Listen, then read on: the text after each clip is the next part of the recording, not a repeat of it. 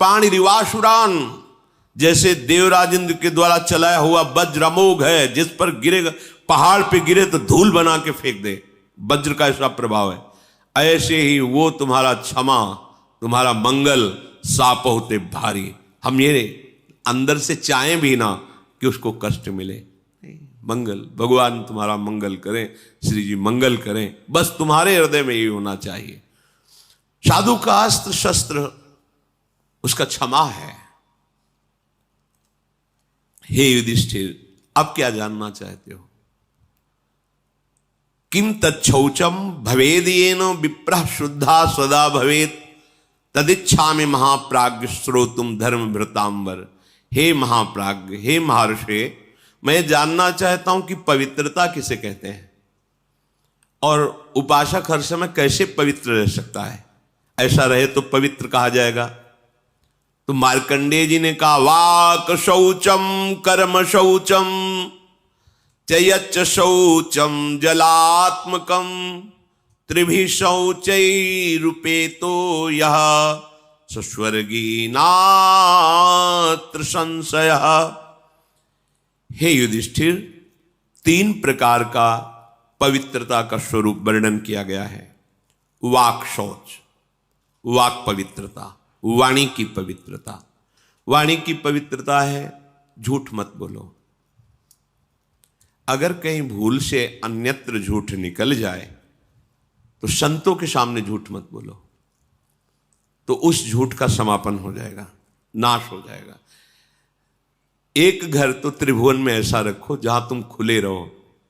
एक घर, समस्त ब्रह्मांड में छल कपट का राज, गुरुदेव के सामने तो जैसे वैसे रहो ना। तुमने ऐसा, जी देखो हमारा मन अमुक जगह आसक्त हो रहा है, हमारा मन गलत प्रेरणा कर रहा है, मैं इसको बचाने में असमर्थ हूं, आप कृपा करके बचा लीजिए, आप संभाल लीजिए। वो बोले ना बोले, अर्जी लग गई, वो संभाल लेंगे। क्योंकि जिनको तुम मानव समझ रहे हो उनके हृदय मंदिर में भगवान बैठे हैं, तुमने उन्हीं से निवेदन किया है। अगर दैन्य भाव से निवेदन कर रहे हो तत्काल सुनी जाएगी। और इसमें एक गुप्त बात, अगर आप उस कार्य में उत्साहित हो करने को और केवल ये वचन से आप बोल रहे हो तो रक्षा नहीं होगी। ध्यान रखना कि भाई दोष से निवृत्ति के लिए हमने कह दिया, तुम्हें बचाना हो बचा लेना, अब हम तो जा रहे हैं अमुक कार्य करने, वो नहीं होगा, फिर आपको भोगना पड़ेगा। हृदय से आर्त भाव से कि मैं हार गया। जब आप आर्त होते हैं तो तत्काल अधिकार रक्षा का सामने से प्रकट हो जाता है। और ऐसे चाल, वही कपट इसी को कहते हैं कि हम ऊपर से कह रहे हैं देखो आपके शरणागत तो बचा लेना, और अंदर से कह रहे सामर्थ्य हो बचा लेना, जा रहे हम कर। ऐसा नहीं, हृदय से नहीं चाहता कि आपकी आज्ञा का उल्लंघन हो। पता नहीं कैसे विवश होकर, नाथ मुझे सामर्थ्य, एक वो विवशता हृदय की। वाणी की पवित्रता, किसी को भी ऐसे कटु वचन मत कहो। जिस वाणी से तुम नाम जप करते हो उसी वाणी से तुम्हें किसी को दुख पहुंचे, ठीक बात नहीं है। मृदु पवित्र वचन बोलो। पर ये देखो, भगवत प्राप्ति के मार्ग वाले ही जो थोड़ा सत्संग सुनते हैं, भगवत प्राप्त, ये कुछ ऐसे लोग होते हैं जिनका कोई लक्ष्य ही नहीं होता है, न धर्म का पता न अधर्म का पता, बस जिए चले जा रहे हैं, न लक्ष्य है न कोई, बस ये लोग नहीं समझ पाएंगे। यदि आप वास्तविक शांति चाहते हैं, सुख चाहते हैं, किसी को कड़वा मत बोलो। चुगली, इससे वाणी अपवित्र हो जाती है। तुम जानते हो वो ऐसा ऐसा, तुम्हें क्या लेना देना, तेरे भावे जो करे भलो बुरो संसार, नारायण तू बैठ के अपनो भवन बुहार। तेरा हृदय पवित्र हो गया क्या? तेरे हृदय में नित्य विहार प्रकट हो गया क्या? अगर वो प्रकट हो गया होता तो सर्वत्र प्रभु दिखते। जब नहीं तो तू अपने को पवित्र कर, दूसरे की चुगली काहे करता है? निंदा, दोष वार्ता, गंदी वार्ता, ये सब वाणी को अपवित्र कर देते हैं। वाणी की पवित्रता है सत्य बोलो, भगवत चर्चा करो। अगर किसी को सलाह देनी, बात करनी है तो जितना ज्ञान है उत्तम, जो संतों से प्रमाणित है, शास्त्र से प्रमाणित है, वो बात बोलो। नहीं तो मौन रहो। आप संसारी पुरुष नहीं है, आप भगवत मार्ग के पथिक हैं। चाहे गृहस्थ हो या विरक्त हो, उचित संभाषण, इसके बाद शांत। व्यापार आदि में बात करना, व्यापार आदि को लेकर वो पूजा है, क्योंकि वो कर्म अर्थ प्राप्ति के लिए हो रहा। अर्थ प्राप्ति, परिवार सेवा, ठाकुर सेवा, संत सेवा, इनके लिए तो मूलतः वो धर्म ही होगा। आप व्यापार में जो वार्ता करते हैं, आप ऑफिस में जो वार्ता करते हैं, बिल्कुल भगवत रहित दिखाई दे रही, लेकिन उसका मूल लक्ष्य है आपका कि अर्थ मिले, और अर्थ से परिवार का पोषण, साधु महात्माओं की सेवा और ठाकुर की, वो मूल धर्म ही हो गया। तो वाणी की पवित्रता सबसे, वाणी से सबसे ज्यादा अपराध बनते हैं, इस पर ध्यान नहीं दिया जाता। मनमानी जो है बोल लिया, क्या है आपको पता है? आप जो बोलते हैं वो सब आकाश में अभी स्थित है। जैसे कलकत्ता में हो रहा है प्रोग्राम, वो वाणी वहां प्रकट हो रही, वहां गाया जा रहा है, और यंत्र यहां से पकड़ रहा है। कैसे पकड़ रहा है? वो कलकत्ता जाके थोड़ी पकड़ रहा है, वो शब्द आकाश में फैल गया। अब उसके पकड़ने की सामर्थ्य तो यहीं से पकड़ लेगा वो। अमेरिका की बात यहां सुन लो, तो क्या हुआ? अमेरिका पहुंच गया क्या हमारा यंत्र? नहीं, वो यहीं पकड़ रहा है, क्योंकि वो शब्द ब्रह्ममय है, आकाश में फैल गया। अब उसको जहां से यंत्र से पकड़ो वहीं से सुन लो। तो ये नहीं कि तुमने बोला वो खत्म हो गया, वो सुरक्षित है। अगर वो सत्य बोला है तो उसका फल मिलेगा, असत्य प्रमाण की जरूरत नहीं, वो खुद प्रमाणित तो है। वाणी को बहुत संभाले, मौन बहुत बढ़िया रहता है, मौन का आश्रय लीजिए। जड़वत मौन नहीं हम कहते कि एकदम वाला नहीं, आवश्यक है जी, बोल दिया, हाँ सत्य बोल दिया। प्रपंच के हमारा लक्ष्य नहीं, प्रपंच तो हम क्यों, ग्राम्य वार्ता, लोक वार्ता, ये सब अपना विषय नहीं है। अपना विषय है अपने काम की बात करो, और वो हितकर बात करो। कोई तुम्हें कठोर वचन बोल रहा है, पलट कर तुमने कठोर वचन बोल दिया, तो तुम में उनमें अंतर क्या रह गया? तुमको तो सत्संग मिलता है ना, तुम तो प्रभु के जन हो ना, थोड़ी क्षमता तो आप अपनी बढ़ाइए। चल दिए। पहली है वाणी की पवित्रता, बहुत संभालिए, सत्संगी हो वाणी को। और हमें तो लगता है कि आप सबसे पहले बोलने के पहले एक बार राधा बोलिए, फिर बात कीजिए। आपकी वाणी खुले तो सबसे पहले राधा, श्री राधा, हाँ ऐसा ऐसा ऐसा ऐसा ऐसा, अच्छा राधा राधा, राधे राधे, चलते। मतलब भगवान नाम के बीच में वार्ता हुई तो मंगलमयी हो गई। प्रारंभ का शब्द और अंतिम शब्द राधा होना चाहिए आपका, क्योंकि आप स्वामिनी जी के परिकर हैं। याद रखिए, सुनो, हाँ नहीं, सुनो राधा जी बोलिए। और ये हमने अभ्यास कई उपासकों से के देखा कि राधा राधा राधा, हाँ ऐसा राधा राधा राधा, नाम उच्चारण। अगर उस शब्द में कोई त्रुटि होगी बीच में, वो क्षमा हो जाएगा, क्योंकि प्रारंभ और आपका अंत शब्द के बीच में राधा राधा आया। जो आप बोले वार्ता की, उसका प्रारंभ राधा था और वार्ता समाप्त हुई राधा, वो भजन के अंतर्गत आ। जो उसमें त्रुटि हुई वो राधा नाम की महिमा से नष्ट हो जाएगा। पर वही बोल सकता है जो साधक है, नहीं तो जैसे कांतिक में अमोक, हाँ, जैसे गांव में नहीं, अरे हाँ, ऐसे नहीं। राधे श्याम, राधा वल्लभ, श्री हरिवंश, नाम उच्चारण करो। भक्त संग किया है, इसका परिचय तब मिलेगा जहां आपका नाम उच्चारण किया। राधा राधा, राधा वल्लभ, श्री हरिवंश, राधा राधे राधे, नाम उच्चारण करो। वाणी की पवित्रता।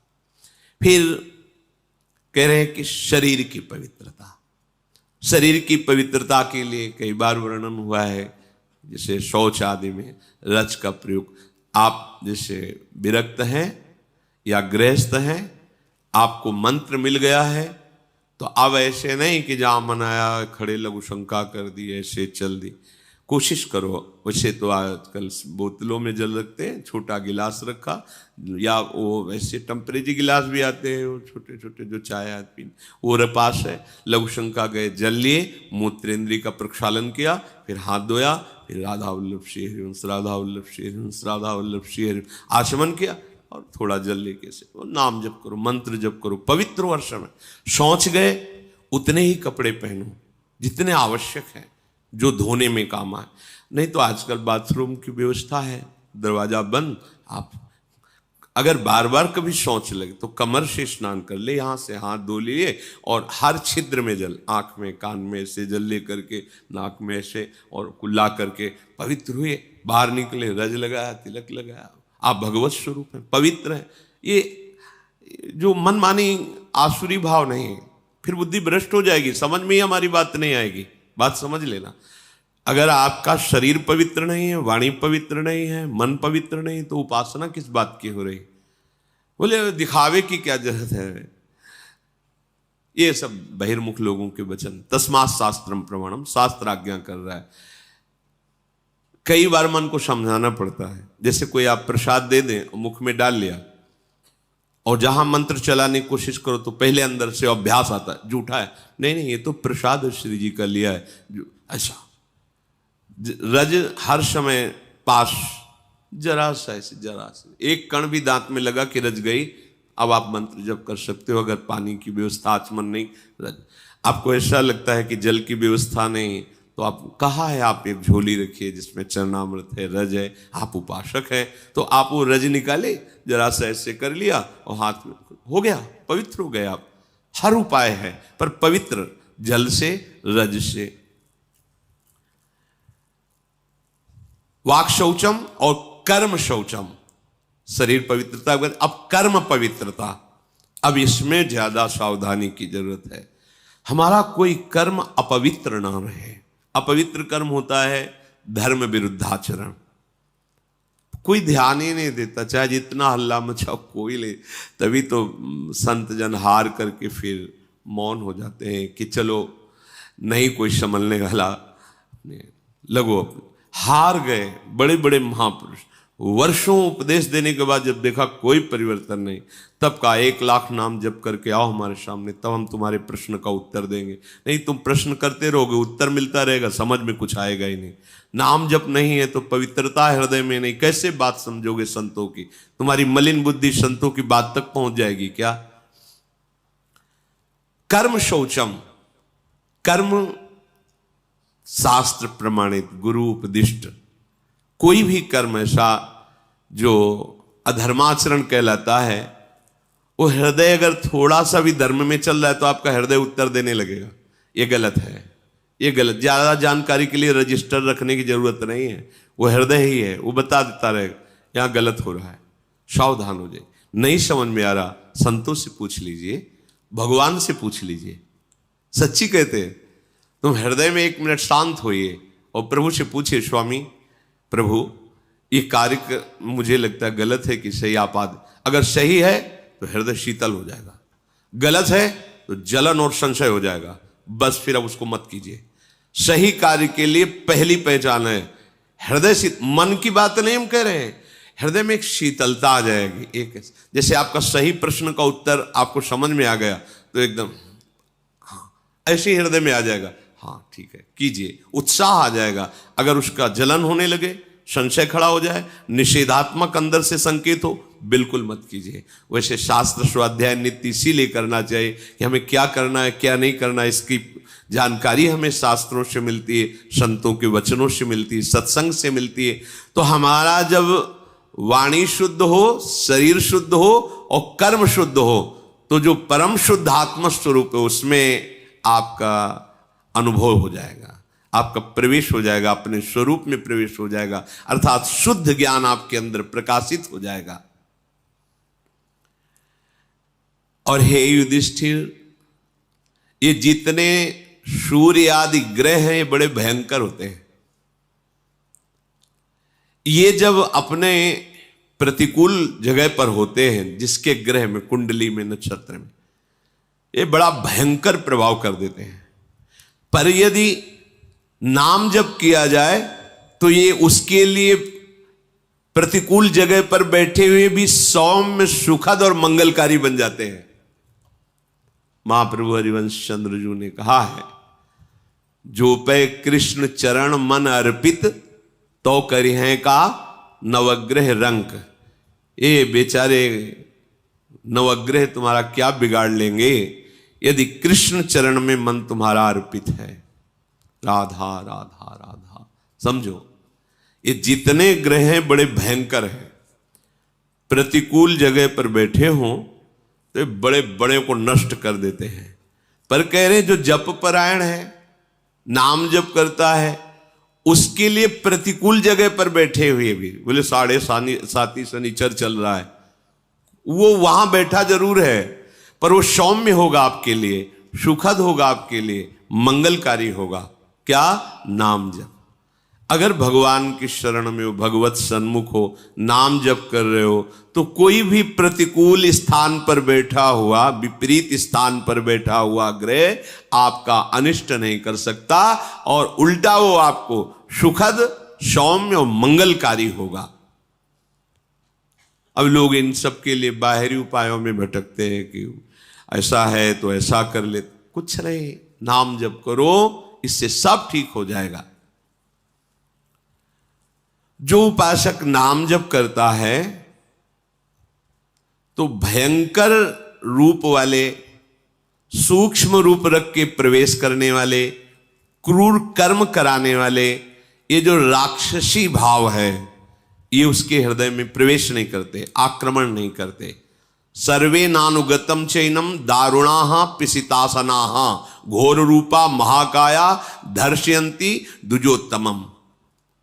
जो जप परायण है, नाम जप करता है, तो यहां घूमते रहते हैं अव्यक्त रूप से, भूत प्रेत पिशाच भयंकर आसुरी राक्षसी स्वभाव वाले।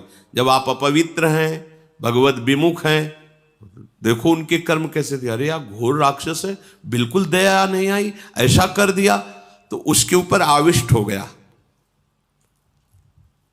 ये सूक्ष्म रूप से रहते हैं। जैसे किसी को भूत दिखाई थोड़ी देते हैं, पर आवेश हो जाता है, बोले मैं अमुक हूं, क्योंकि वो अपवित्र है, भगवत विमुख है, उसके लिए द्वार खुला है, उसको दंड देने के लिए उसके अंदर प्रवेश कर गया।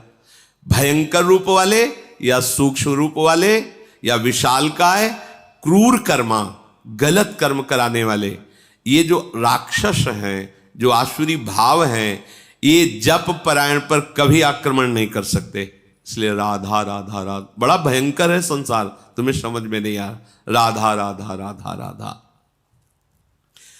जो जप परायण है, जो शास्त्र स्वाध्याय करता रहता है, जो अपने सुख को दूसरों में बांटता रहता है, और जो दूसरों में कभी दोष नहीं ढूंढता है, वो सदैव सुखी रहता है, निर्विघ्न रहता है। चलो इन आचरणों से सुखी तो चाहते हो। जो साधु शास्त्र का ज्ञान रखता है या न रखता है, ध्यान सुनो, उसे वेद आते हैं या नहीं आते हैं, वो पुराणों की कथा जानता है या नहीं जानता है, वो उत्तम संस्कारों से युक्त है या शून्य है, उसका समाज में सम्मान होता है या अपमान होता है, इससे कोई मतलब नहीं। यदि वो भजन परायण है तो राख में छिपी हुई आग की ज्वाला है। वो बोल लेता है कि नहीं बोल लेता है, उसे वेद आता है कि नहीं आता है, वो उसको लोग प्रणाम करते हैं कि नहीं करते हैं, संस्कार युक्त दिखाई देता है या नहीं दिखाई देता है, पर रात दिन भजन करता है तो कैसा है? बोले राख में छिपी हुई आग है, वो छेड़ मत देना। ऐसा भीख मांगता खाता है, ऐसे कोई तेज तो है नहीं, कोई लोग तो इसके पास नाम जप परायण, बड़ी महिमा है। जैसे प्रज्वलित अग्नि श्मशान में भी कभी दूषित नहीं होती, यथा श्मशाने दीप्तौजाः पावको नैव दुष्यति, एवं विद्वान अविद्वान वा ब्राह्मणो दैवतम महत्। चाहे विद्वान हो चाहे ना हो, श्मशान में भी आग पवित्र ही होती है, आग कभी दूषित नहीं होती। ऐसे ही जो सर्वत्र भगवत भाव रखने वाला है, निरंतर भजन में है, वो महान से भी महान है। कहीं भी बैठा हो, कुछ भी कर रहा हो, ये मत समझो कि तो अपवित्र है। जैसे श्मशान में भी आग पवित्र है, ऐसे भजनानंदी हर समय परम पवित्र रहता है। विषयान ग्रहणंत मुंचंत वा, दृष्टि मत डालो, किस भाव की स्थिति में कहाँ तुम्हें पता नहीं है।